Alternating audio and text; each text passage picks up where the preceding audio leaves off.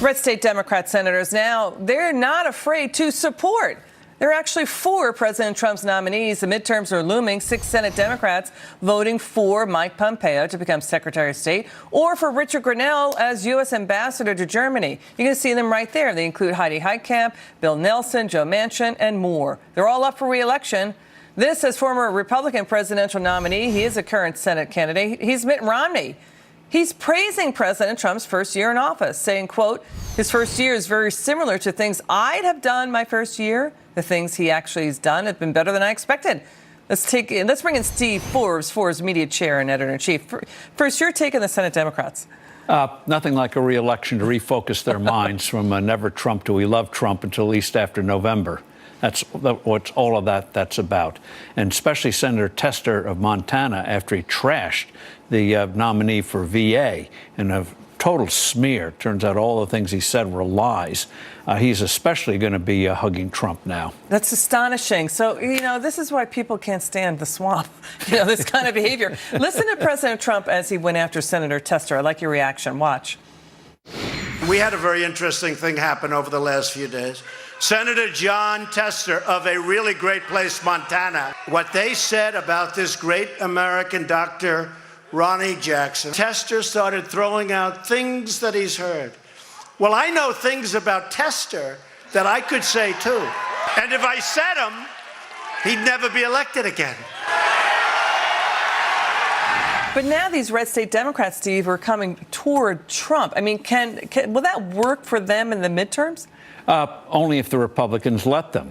Nothing like the Samuel Johnson, great literature man from England, once said, the prospect of a hanging focuses the mind wonderfully. Prospect of election, suddenly they pay attention to their constituents. What Republicans have to do is make the case. They are only Johnny-come-latelys, and when the election is over, they'll be back to behaving badly again. Yeah, and none of them voted for the tax cuts. And here's the thing. We also have Senator Marco Rubio now sounding a lot like Nancy Pelosi. She's attacking the tax cuts. That Rubio basically, he campaigned on them. He voted for them. He's saying now that U.S. workers are getting very little benefit from Trump's tax cuts, saying, quote, there's still a lot of thinking on the right that if big companies are happy, they're going to take the money they're saving and reinvest it in workers. In fact, they bought back shares, a few gave out bonuses, and no evidence the money's been massively poured back into the American worker.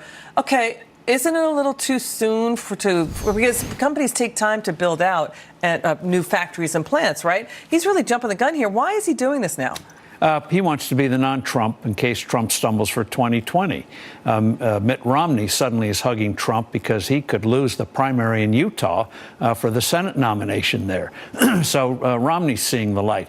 But Rubio ran last year, so he figures he's got 6 years before he has to see reality again. So here's the thing. I mean, the Trump agenda, growth agenda, isn't it working?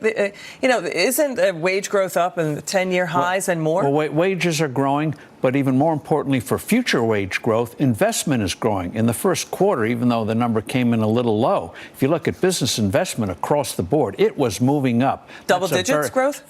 Good growth. And that's very, very, very important for future prosperity. So the seeds are planted. And if Senator Rubio is looking at 2020, he should be worrying his tax cuts that he endorsed are now working. That's interesting.